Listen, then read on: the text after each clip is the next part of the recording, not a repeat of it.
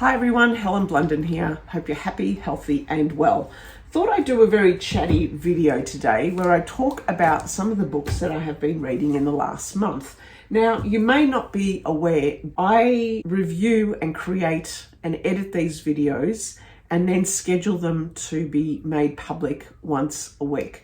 But in the last month or so, I haven't done it, and I feel as if it has been such a long time since I've been in front of a camera. Prime reason being that it's in Melbourne, it's freezing cold, it's winter, this room is quite cold, and given that in the last month or so my husband was also off from work, it was just difficult for me to create these videos and feel comfortable enough where I am sharing reviews online and creating these videos with him in the house. I don't know, it's just awkward for me. So instead what I did was I read a whole heap of books. Some of them I didn't read simply because I couldn't. I put them down because, you know, I give about 100 pages to them, and then if I'm not feeling the love, I do put them aside. But some of them were quite interesting, and so I thought I'd talk about them here. If you're more interested in having an in-depth review where I share some life lessons out of the books that I have been reading, I would say leave this video now, come back say in another week where I do a deep dive into one of the books. I hope I have it here. Maybe I don't.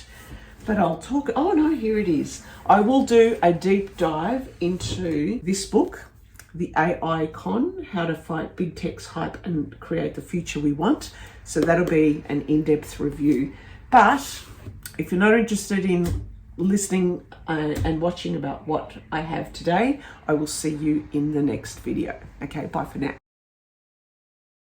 All right, so for those who are still with me, as you can see, there are lots of books here, and I'll quickly go through them. You might not be aware, but a lot of the books that I read are library books simply because they are cheaper for me. Borrowing a book is also supporting our community libraries, so I have that social connection when I go to the library because I know the librarians, I know what books they have there, I can suggest books as well. So I like that social experience of going into a library. Now I know you can have the same at a bookstore, but I'm a knitter, and so I would much rather spend $30 on yarn and actually create something and have an output as opposed to $30 on a book that I may not like and that I would have to give away sometime later. That's not to say I don't buy books. I do buy books, and they're books usually that I want to have on my shelf, usually literature, usually classics, ones that I'll read again, ones that have really made a personal impact on me. But on the whole, I would borrow books. Now there is one book here in this stack, well, a couple actually, that I bought for myself, and we'll talk about those. First books that I read earlier on in the month, and two that I would highly recommend for you simply because they are very different to, I guess, books that you may have read, and probably from an author you may not have heard about, and from an author's origin that you don't usually read about, and from a time you don't read about or assume something about this time. Now, I know that's a bit of an enigma. The first one is The Days in the Caucasus, and the second one is The Parisian Days, the rediscovered memoir. It is by Banine. Both these books were written in the late 1940s, just after World War II, but they have been translated and rewritten in recent times. They relay the memoirs of a young Muslim girl who was born in Baku, which you may not be aware, like I wasn't aware, is the capital of Azerbaijan. And you may not be aware that Azerbaijan is a Muslim country and was taken over by the Russians in the early 1900s. And this book is the first of the memoirs, and then he goes on with this one, The Parisian Days. In this book, it talks about Banine's life growing up in Azerbaijan. They came from a family who was poor, but then they struck oil and they became rich, but then when the Russians came in the early 1900s, they were made all into refugees. And at the time, which again I wasn't aware of, Paris had welcomed all these refugees from all parts of Europe. Between Paris and Baku, Paris was a lot more open, free-spirited, creative, artistic, very liberal compared to Azerbaijan. It is fascinating to read the story of the Muslim ladies, their families, and how they interacted with each other and if different family members, males and females, in Baku versus when they go to Paris. When Banine goes to Paris, she becomes a fashion model, and it's not something that you read about, especially if you come from a Muslim background, which is quite strict, and then you get to a place which is very open, very liberal, and the expectations from one country change, especially the expectations around relationships with men and romantic and sexual relationships, and also sexuality. Very different books, but highly, highly readable. You're instantly immersed into the 1900s and also the time and place that Banine writes about. They're beautifully written, and it just gives you a great perspective and insight into Azerbaijan and what happened there and the history there as well. So 2 highly recommended books for you.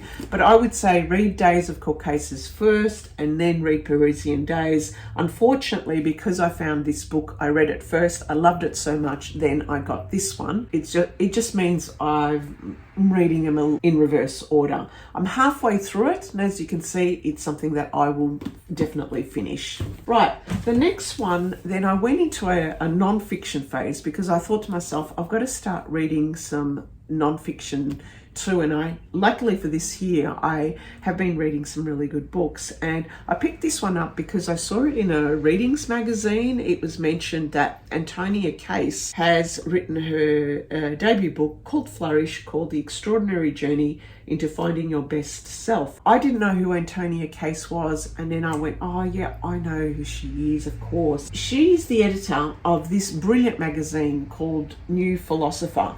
I don't know if you have this in your country. In Australia, you can buy this at the newsagents or in bookstores. It doesn't get published every month or so. It is a few times a year.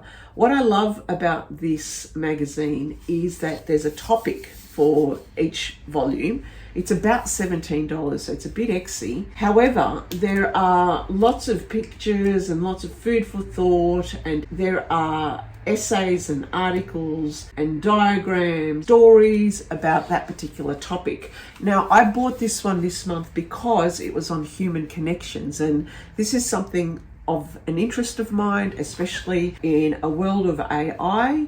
When I saw this New Philosopher magazine, I thought, right, I've got to buy it. And so all the stories here are all about, especially how we deal with connecting at a time where technology is so rife. And in particular, my interest is how human connections will happen with AI. And that might be something in the next video when I review the AI con, how to fight big tech's hype and create the future we want, where I'll be exploring some of those themes from here and here. Antonia Case wrote this book, and it is about how she quits her work and then gets onto a road journey with her husband, boyfriend at the time, and all they have is the clothes on their back. They have books that they carry with them, and their books are just literature and philosophy books.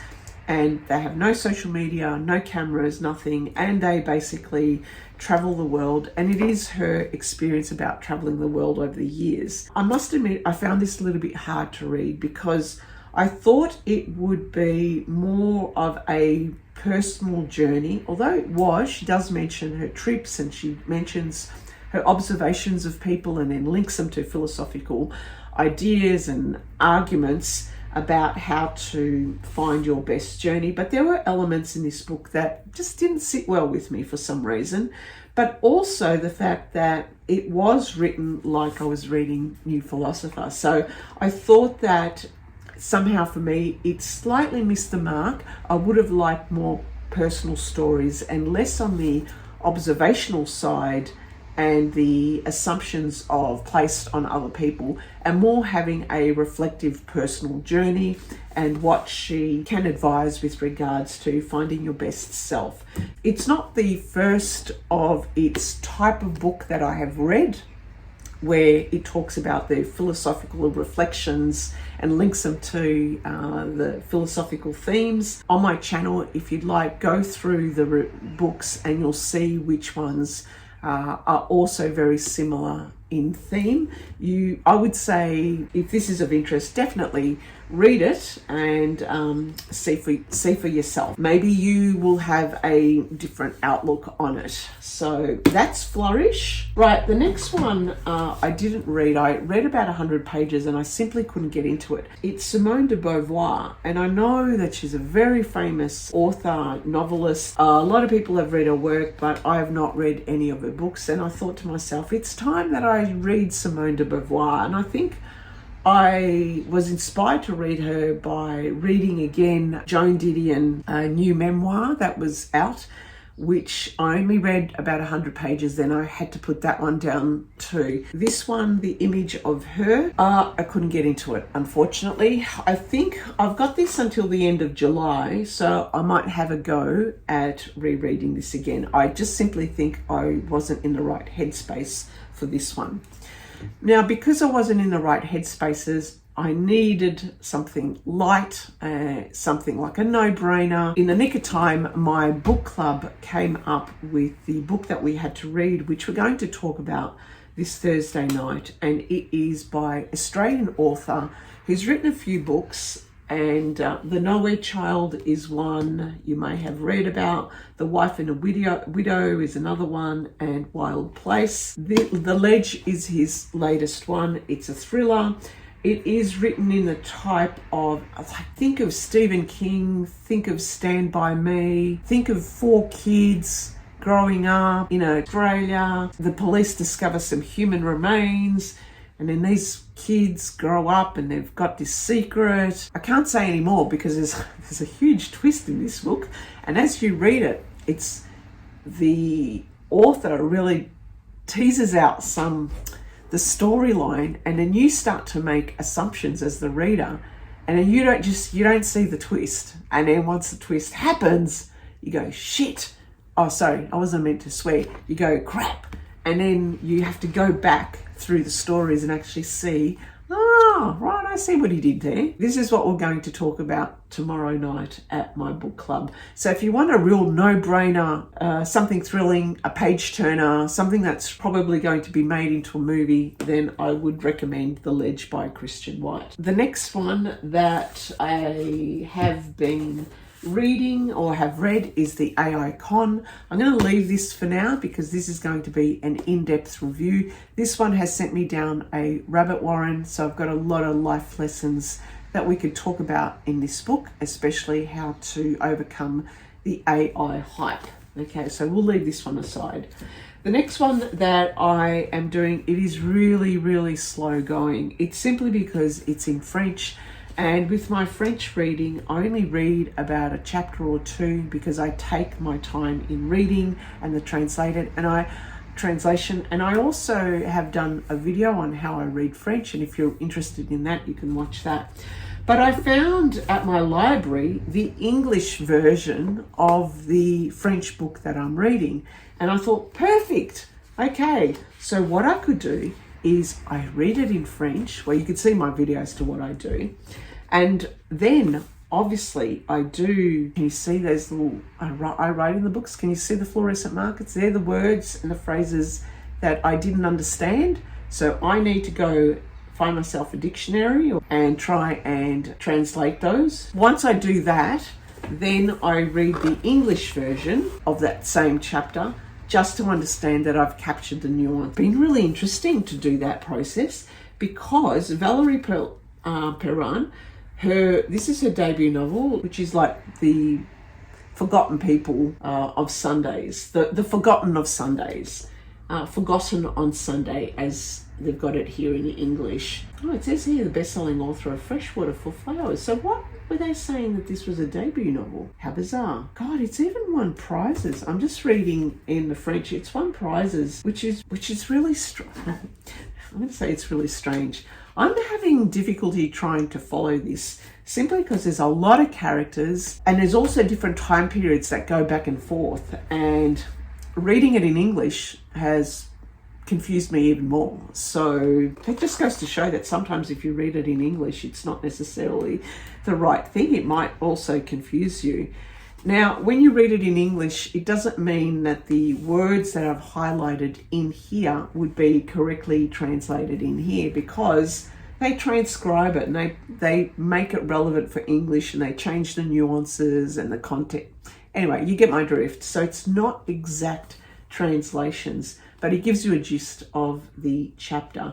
Reading the English version, Forgotten on Sunday, still has confused the hell out of me, and I think it is just because of the different characters and the different time periods they pop in and out. So I'm going to keep reading this, because to buy a book in French, even though it's €9.20, when you buy a book here in Australia, say from the International Bookstore, they're bloody expensive too. You know me, I love to write in books, so I wouldn't be able to do this with a library book. So I have to really pick and choose my French books, but I don't know why I chose this one.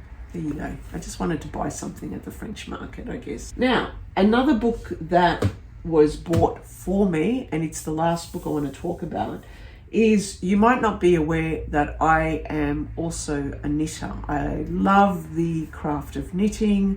I love yarn. I love to make stuff with my hands. And as I mentioned to you before, I would much rather spend money on yarn where I could make something and then wear it or give something to someone that they can wear too. And I saw this lovely book in the bookstores, and I said to my husband, I really want this book. I really want this book. But you know, knitting books, they are, and I have a whole heap of knitting books.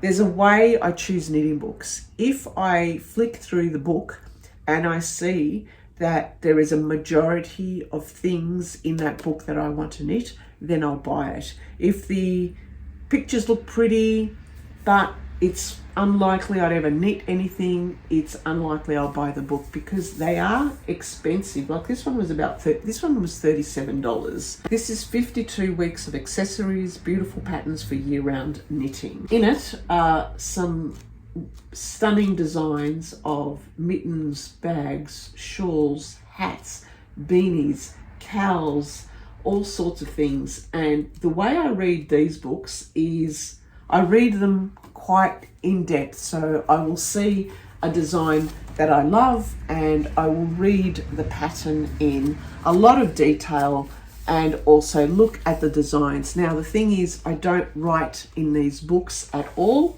I do have sometimes some sticky markers, or there's this tape, this fluorescent kind of tape that sticks on pages quite lightly, and I use that to mark off lines and understand them. But on the whole though, what I do is I scan the pages and then I print them off and I have them nearby. I don't mark my books in any way, simply because I use them as reference books and I use them as books that I flick through whenever I need some inspiration. Do I follow the patterns to the T? Sometimes I do, sometimes I don't. The majority of the times where I do change the patterns is I never use the yarn that they suggest, simply because, again, you can see there is quite a pattern for me here. The yarn is unavailable mainly in Australia. You have to order it in, and if you order it in, it is very expensive. So I make do with using my own yarn. Sometimes it comes off very nicely, sometimes it doesn't work. So with this one, I have been going through each of the patterns in here, deciding what accessories I want to knit up first, what delights I can start getting into and wearing. All right, so they are the books that I have read or have been reading or put down in the last month. There's a lot there for you to also consider if these are of interest to you.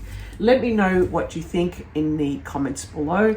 As I mentioned, my next video will be a more in-depth review, and I'll go back to those in-depth reviews. Thank you for your patience and thank you for watching. All the best, happy reading, or if you're a knitter, happy knitting. Bye for now.